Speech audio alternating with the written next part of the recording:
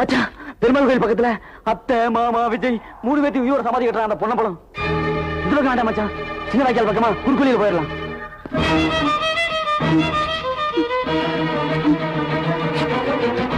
சீக்கிரம் கட்டுங்க, செங்கத்துக்கு வைங்கடா.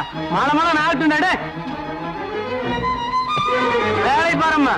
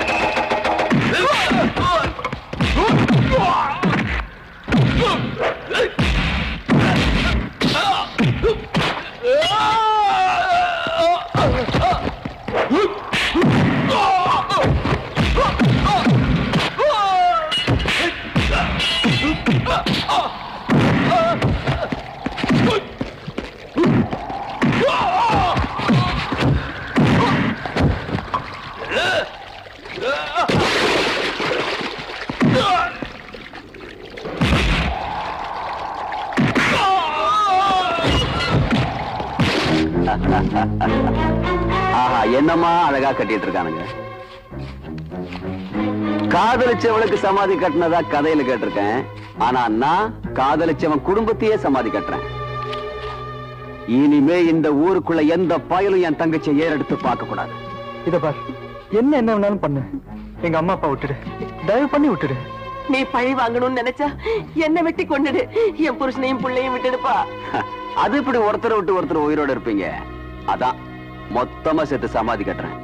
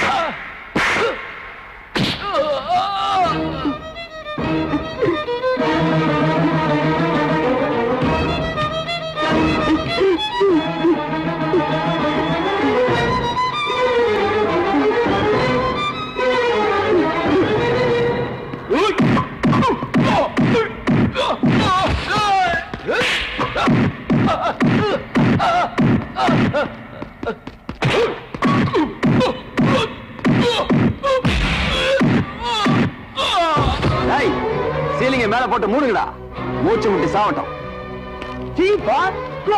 குடும்பமே க்ளோஸ்.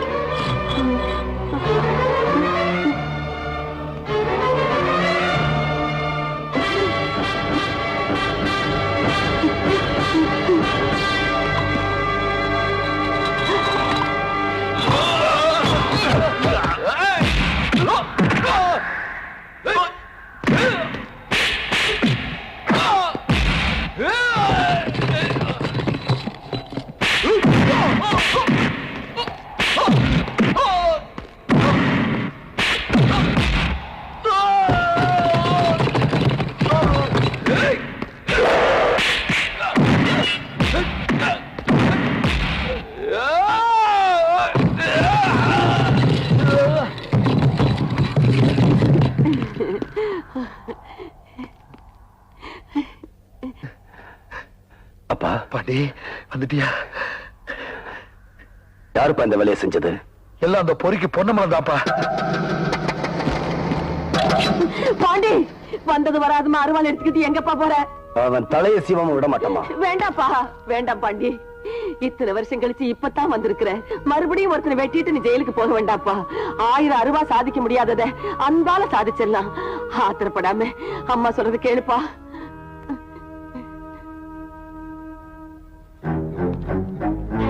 எல்லாரும் நல்லா கேட்டுக்குங்க. விதைக்கிறவன் ஒருத்தன், வெள்ளாம எடுக்கிறவன் ஒருத்தன், உழைக்கிறவன் ஒருத்தன், உட்கார்ந்து சாப்பிடுற ஒருத்தங்கிற கதையெல்லாம் இனிமே இந்த ஊருக்குள்ள நடக்க விட மாட்டேன். இங்க நீதி நேர்மை இதுக்குத்தான் இடம். இத மீறி எவன் நடந்தாலும் நான் பேச மாட்டேன். அருவாதா பேசு. அண்ணே, என்ன மன்னிச்சிடுன. எல்லாத்துக்கும் நான் தான் காரணம். என்னடா சொல்ற? வேண்டாம் வேண்டான்னு தலையால அடிச்சுக்கிட்டேன். இவன் கேட்கல. நம்ம வீட்டுக்கு விளக்கேத்த வந்தவ மறி கொழுந்து அவளை வெட்டி சாச்சுது அந்த குடும்பம். அந்த குடும்பத்தில் நமக்கு எதுக்குப்பா வரவு? சுத்தி விளைக்காம விஷயத்தை சொல்லுமா. அடி ஏண்டி ஒண்ணுமில்லாத பெருசு படுத்துற? பாண்டி, பொன்னம்பலம் தங்கச்சி உன் தம்பியும் ஒருத்தர் விரும்புறாங்க. இந்த விஷயம் அவனுக்கு தெரிஞ்சு போச்சு. அவனும் என்னென்னமோ பண்ணி பார்த்தா இவங்களை பிரிக்க முடியல. கடைசியா எங்களை சாகடிக்கிறது முடிவு பண்ணி எங்களுக்கு சமாதி கட்டிட்டான். இதான் விஷயமா? அண்ணே, அம்மா பேச்ச கேட்காம இப்படி நடந்துகிட்டேன். டேய், ஏன்டா அப்படி சொல்ற? காதலிக்கிறது பாவம் நினைக்கிறவங்களோட அவங்க அண்ணன். நானும் ஒரு பொண்ணை காதலிச்சேன். என் துரதிஷ்டம் அவளோட வாழை எனக்கு கொடுத்து வைக்கல. டேய், நீ விரும்புற பொண்ணு எந்த ஒரு ராணியா இருந்தாலும் சரி, அவளே உனக்கு கட்டி வைக்கிறேன். நம்ம ஒண்ணு நினைச்சா அது ஒண்ணு நடக்குது. அந்த செந்தூர பாண்டி என்னடான்னா நீதி நேர்மை நியாயத்துக்கு தான் இந்த ஊர்ல இடங்கிறான். போற போக்க பார்த்தா அவன் தலைவனாயிருவான் போல் இருக்கு, நம்ம தொண்டனாயிருவோம் போல் இருக்கு. அப்புறம் சோத்துக்கு என்ன பண்றது? ஏயா, இந்த பொண்ணை சும்மா விட்டுவானா? நீங்க என்ன பண்ண போறீங்க? கொலைய பண்ணிட்டு ஜெயிலுக்கு போயிட்டு வந்தவன் இந்த ஊர்லயே இருக்க கூடாதுன்னு பஞ்சாயத்துல தீர்மானம் போட்டு அவன் குடும்பத்தையே ஒழிச்சு கட்டிட மாட்டேன். ஒரு குடும்பம் உருப்படணும்னா இவர்கிட்ட ஐடியா கேட்கணும். நானும் இவர்கிட்ட தாங்க ஐடியா கேட்டேன். அதனாலதான் உன் பொண்டாட்டி ஓடி போயிட்டாளா? இப்ப பஞ்சாயத்து கூட்டலாங்களா? எப்பவோ ஓடி போன உன் பொண்டாட்டிக்கு இப்ப கூட்டி என்ன? ஐயோ, அது வேற கதைங்க. இப்ப இதுக்கு பஞ்சாயத்து கூட்டலாமாங்கிற. அவர் என்ன வேண்டாம்னா சொல்றாருன்னு சொல்லாதையா, செய்ய. பாத்தியா?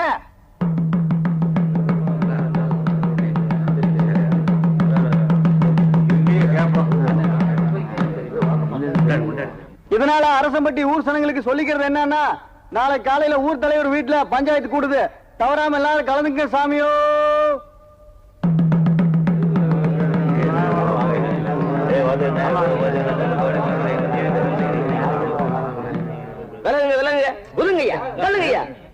என்னடா எதிர்கட்சி எடுபடி, நீ எங்கட இங்க வந்தா?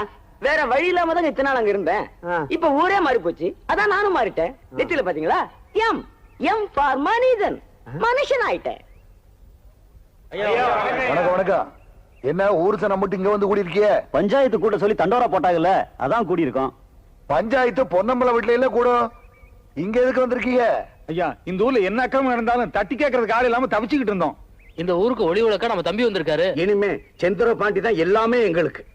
அவர் சொல்லுக்கு கட்டுப்பட்டு நடக்கிறதாக முடிவு பண்ணித்தான் நாங்க எல்லாரும் இங்க வந்திருக்கோம். ஏன் சும்மா நிக்கிறீங்க? சொல்லுங்களையா. ஏ ராசா, ஒருத்தன் தலையை வெட்டிப்புட்டு ஜெயிலுக்கு போனேன். நீ திரும்பி வந்தா இந்த ஊரு என்ன சொல்லுமோன்னு பயத்துல நெருப்ப கட்டிக்கிட்டு கிடந்தேன். மண்ணள்ளி தூத்துமோன்னு பயந்துகிட்டு இருந்தேன். ஆனா இன்னைக்கு உன் காலடி மண் எடுத்து நெத்தியில பூசிக்க தயாரா இருக்குதுப்பா இந்த ஊரு. இனிமே எங்க நல்லது கெட்டதுக்கு தம்பிதான் பொறுப்பு. இந்த ஊருக்கே காவல் தெய்வம் அவர்தான். இன்னையில இருந்து அவர்தான் எங்க தலைவர். அவர் சொல்றதுதான் எங்களுக்கு வேதம். பதவியை தேடி நீ போகலப்பா, உன்னை தேடி பதவி வந்திருக்கு. அதை ஏத்துக்கிறது தான் நியாயம். எல்லாத்துக்கும் மேல உன்னையே நம்பி வந்திருக்கிற சனங்களை நட்டாத்துல விட்டுடாதப்பா. ஐயா, உங்களை கையெடுத்து கும்பிடுறோமுங்க. செந்தூர பாண்டிய கொஞ்சம் வெளியே வர சொல்லுங்க. அடிமைகளா இருக்கிற எங்களுக்கு விடுதலை வாங்கி கொடுக்க சொல்லுங்க. சரி, நீங்க எல்லாம் இங்கே இருங்க, நான் போய் தம்பியை கூட்டியாரேன். சரிங்க.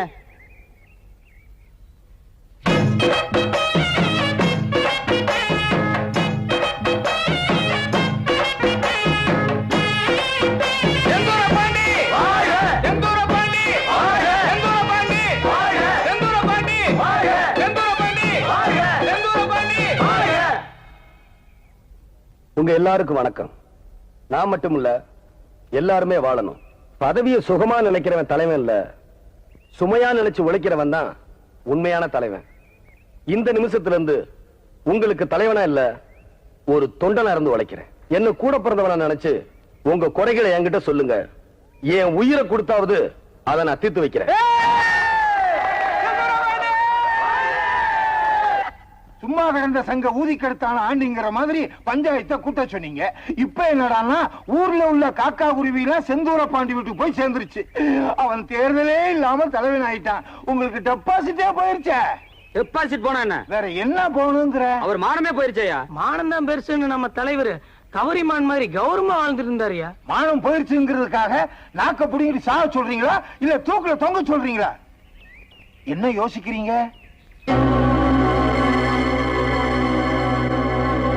ஊர்ல ஒரு பையன் இனிமே வாழட்ட முடியாதுண்ணே. வணக்கங்க ஐயா. வாங்கண்ணே, என்ன விஷயம்? ஐயா, எலி வலையானாலும் தனி வலையா இருக்குன்னு சொல்லி வாயை கட்டி வயத்தை கட்டி ஒரு வீட்டை கட்டுனுங்க. அந்த வீட்டை மலைச்சாமிட்ட அடமானம் வச்சு 2000 ரூபாய் கடன் வாங்கணுங்க. வாங்கின கடனுக்கு மேல 2 பங்கு வட்டியும் கட்டிட்டுனுங்க. இப்ப பத்திரத்தை திருப்பி கேட்டா கொடுக்க மாட்டேன்னு சொல்றாருங்க. சரி, இப்ப நீங்க வீட்டுக்கு போங்க. உங்க பத்திரம் உங்க வீட்டை தேடி வரும். சரிங்க ஐயா. நான் மலைச்சாமி கிட்ட போயிட்டு வரேன். அண்ணே, இந்த சின்ன விஷயத்துக்குலாம் நீங்க போக கூடாதுண்ணே. உங்க துண்டை கொடுங்க, காரியத்தை நாங்க முடிச்சிட்டு வர்றோம். என்ன சொல்ற? அண்ணே, உங்க பலம் என்னன்னு உங்களுக்கே தெரியாது. இந்த துண்டை கொடுத்து பாருங்க என்ன நடக்குதுன்னு. துண்டை கொடுங்கண்ணே.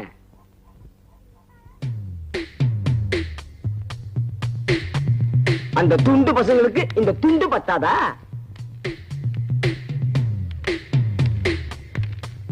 யோ மலைச்சாமி, வாயா வெளிய. யார் அது? இவனா? என்னடா உருவமே மாறி வந்திருக்க?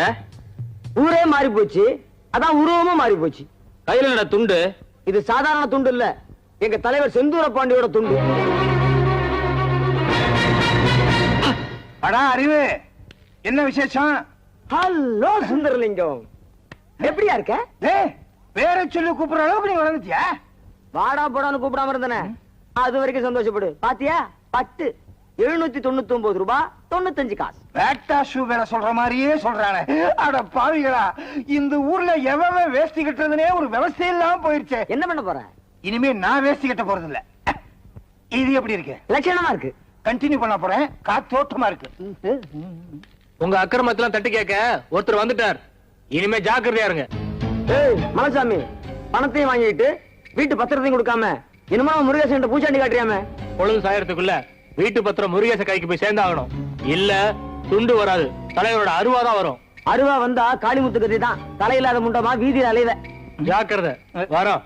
என்ன மைனரே இப்படி மிரட்டிட்டு போறானுங்க? கவலைப்படாத, நீ ஒன்னும் பத்திரத்தை திருப்பி கொடுக்க வேணாம். எல்லாம் நான் பாத்துக்கிறேன். எதை தலை போனதுக்கு அப்புறம் முண்டத்தையா? சின்ன பண்ண வீட்டுக்கு போனியா? இதோ கல்யாணம் முடிஞ்சு வர்றாங்க. வணக்கம் ஐயா. வணக்கம்.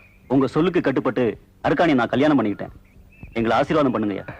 நல்லா இருக்கு, நல்லா இருக்கு. வணக்கங்க. வணக்கம். ஊருக்கெல்லாம் நியாயம் சொல்றீங்க, ஆனா பாதிக்கப்பட்ட எனக்கு ஒரு நியாயம் சொல்ல மாட்டீங்களா?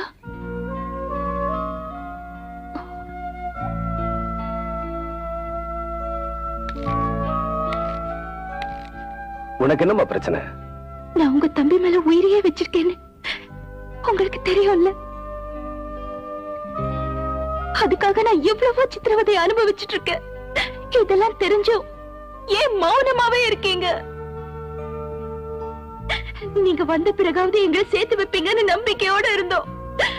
இப்ப அந்த நம்பிக்கையும் போயிடுச்சு. அம்மா, நான் பழைய சிந்துர பாண்டியா இருந்திருந்தா விஷயம் தெரிஞ்ச அன்னைக்கே உங்க கல்யாணத்தை நடத்திருப்பேன்.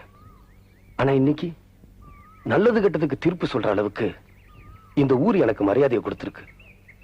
அந்த மரியாதையை சுயநலத்துக்காக பயன்படுத்தக்கூடாதுன்னு தான் நான் இத்தனை நாள் மௌனமா இருந்தேன். இப்ப நீ வீட்டுக்கு போ. நாளைக்கு காலையில முறைப்படி உங்க அண்ணன் கிட்ட வந்து உன்னை பொண்ணு கேட்கிறேன். சந்தோஷமா?